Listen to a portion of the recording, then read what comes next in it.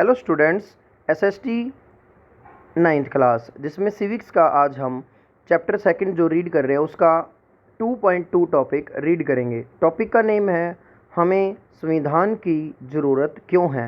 सबसे पहले देखो, हम संविधान के बारे में पढ़ रहे हैं, पहले हमें उस चीज़ की देखो, कोई भी चीज़ हम खरीदते हैं या कोई भी चीज़ अपनी लाइफ में अटैच करते हैं, वो कब अटैच करते हैं? जब हमें उसकी ज़रूरत महसूस होती है। अब उसकी ज़रूरत क्यों है, पहले तो हमें यही फैक्ट चेक करना होता है। ऐसे ही संविधान की ज़रूरत क्यों है हमें, वो हम पढ़ेंगे।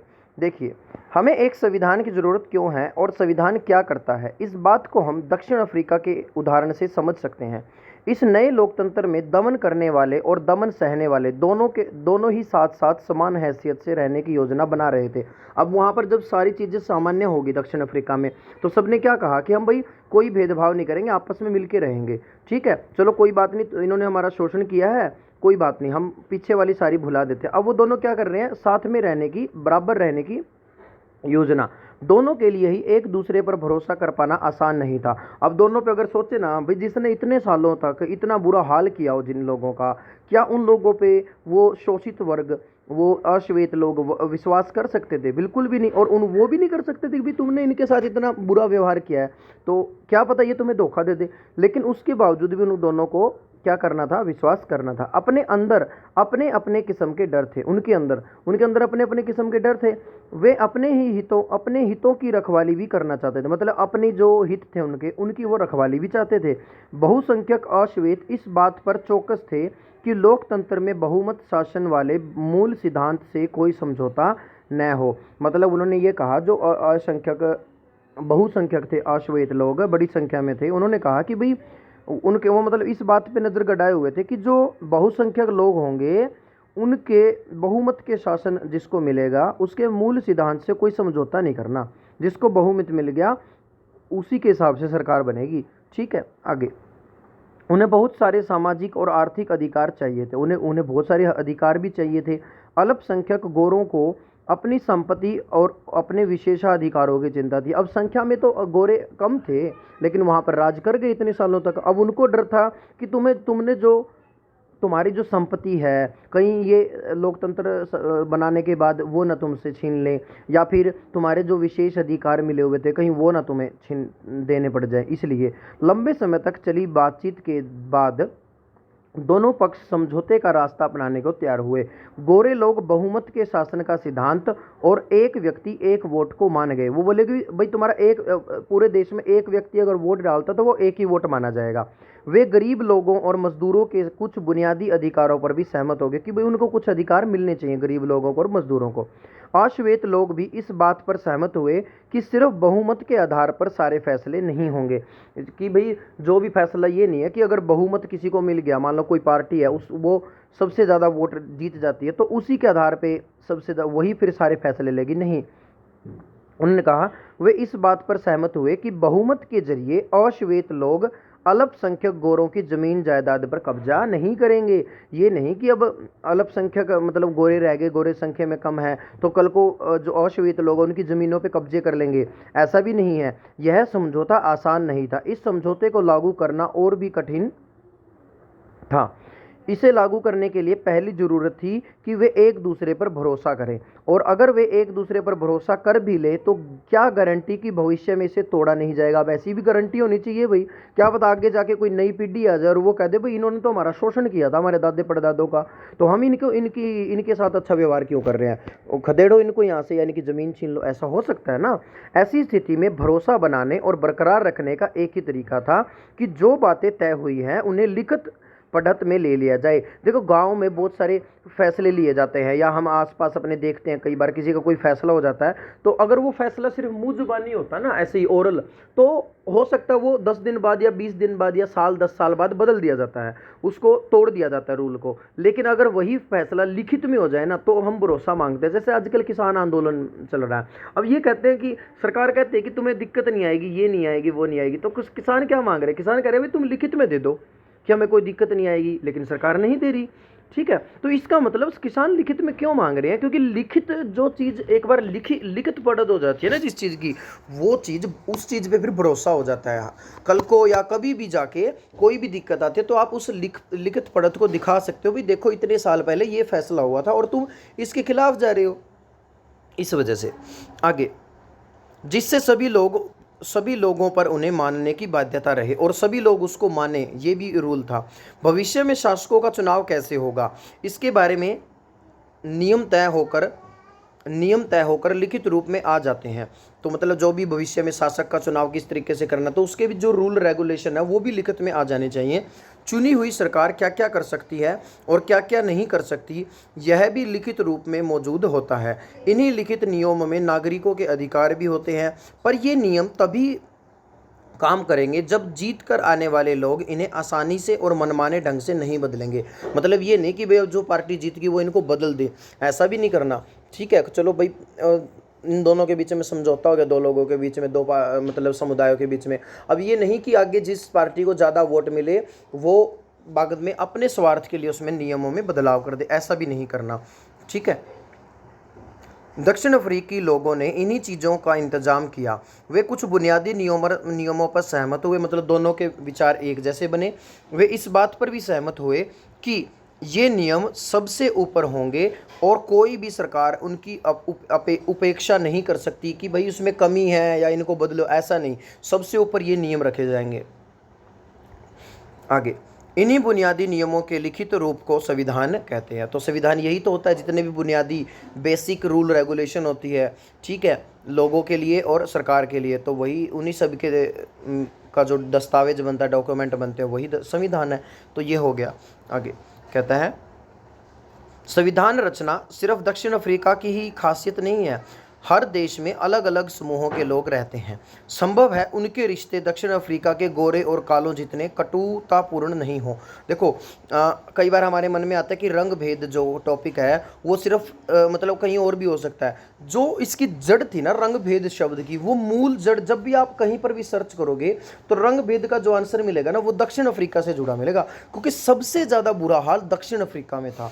हालांकि यहाँ हो सकता है थोड़ा बहुत आपको भेदभाव काले और गोरे में हल्का फुल्का कहीं और भी देखने को मिल जाए, लेकिन जो क्रूर व्यवहार गोरे और कालों के अंदर अश्वेत लोगों के साथ दक्षिण अफ्रीका में हुआ है वो कहीं नहीं हुआ। इसीलिए रंग भेद शब्द जहाँ भी जब भी आता है ना तो दक्षिण अफ्रीका का ही जिक्र उठाया जाता है, उसी के संदर्भ में इसका अर्थ बताया जाता है।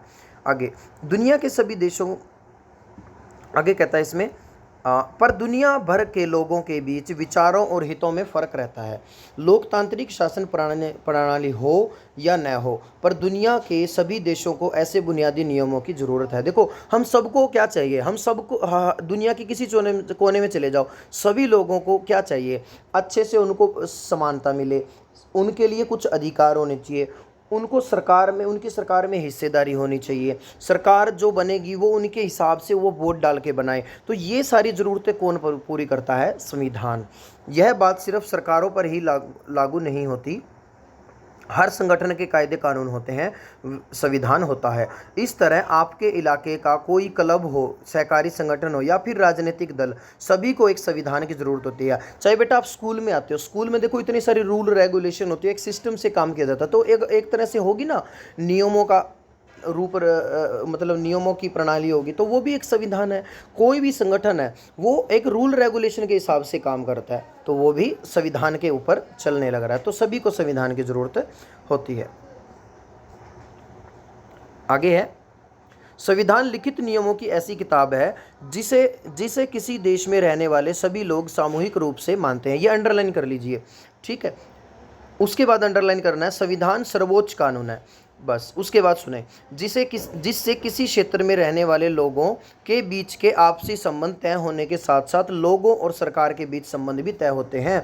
मतलब क्या कहता है कि जो संविधान है ना, संविधान सिर्फ लोगों को आपस में जोड़ने का काम नहीं करता, उनका आपस में संबंध नहीं बनाता, बल्कि सरकार और लोगों को भी जोड़ के रखता है, उनको भी अपने साथ अटैच रखता है। आगे, संविधान अनेक काम करता है, उनके प्रमुख है, अंडरलाइन कर दीजिए, संविधान काम करता है। ठीक है, अब संविधान के काम क्या क्या हैं, मोस्ट इंपॉर्टेंट है, अंडरलाइन की बजाय ये टिक कर लेना चारों के चारों पॉइंट। ठीक है, पहला काम है, पहला, यह साथ रह रहे विभिन्न तरह के लोगों के बीच जरूरी भरोसा और सहयोग विकसित करता है। देखो, दक्षिण अफ्रीका के श्वेत और अश्वेत लोगों के बीच में भरोसा बना ना, ठीक है, और साथ में सहयोग विकसित किया, किसने, संविधान ने। तो पहला काम क्या है, पहला है भरोसा और सहयोग। ठीक है, इसकी जो हेडिंग बना लेना, जो भी तुम एसएस में पहले भी बता चुका हूँ कि जो भी तुम लिखते हो ना क्वेश्चन आंसर डिटेल में होते हैं, तो उसका एक पॉइंट बना लिया करो और पॉइंट याद करो। बस पॉइंट की डिटेल बाद में आपको अपने आप ही याद होनी शुरू हो जाएगी। तो इसका पॉइंट लिख लेना आप साइड में लिख लो इसके, भरोसा और सहयोग का विकास, भरोसा और सहयोग का विकास, या भरोसे और सहयोग का विकास। ठीक है, तो इसकी डिटेल क्या रहेगी कि संविधान विभिन्न तरह के लोगों के बीच भरोसे और सहयोग को विकसित करने का काम करता है। दूसरा काम, यह स्पष्ट करता है कि सरकार का गठन कैसे होगा और कैसे फैसले लेने का अधिकार होगा। तो इसमें इसकी जो हेडिंग बनाओगे, इसकी हेडिंग आप बना लेना, सरकार का गठन और फैसले, सरकार का गठन और फैसले, या सरकार का गठन। बस इतना सा लिखने के बाद आपको याद करना है, उसकी डिटेल लिख देनी है। डिटेल क्या रहेगी, संविधान का दूसरा काम है सरकार का गठन किस तरीके से किया जाएगा, कौन कौन से उसमें नियम रहेंगे, और फैसले लेने के लिए उनके पास कौन कौन से अधिकार हैं। तीसरा, यह सरकार के अधिकारों की सीमा तय करता है। तो क्या आएगा इसमें आगे, और हमें बताता है कि नागरिकों के क्या अधिकार है, सरकार की सीमा और नागरिकों के अधिकार या लोगों के अधिकार। तीसरा पॉइंट बनेगा सरकार की सीमा, ठीक है, सरकार और नागरिकों के अधिकार, सिर्फ ये हेडिंग डाल दो, ये ज़्यादा अच्छा है, सरकार और नागरिकों के अधिकार। तो इसी से हमें पता चलता है संविधान से कि सरकार क्या क्या काम कर सकती है, क्या दायरा है, लिमिटेशन क्या है सरकार की, क्या क्या काम नहीं कर सकती, किस हद तक सरकार जा सकती है और किस हद तक नहीं जा सकती, और लोगों के क्या क्या अधिकार है ये। और चौथा लास्ट, यह अच्छे समाज के गठन के लिए लोगों की आकांक्षाओं को व्यक्त करता है। तो इसमें आप क्या लिखोगे, लोगों की आकांक्षाओं को व्यक्त, या लोगों की इच्छाओं की अभिव्यक्ति।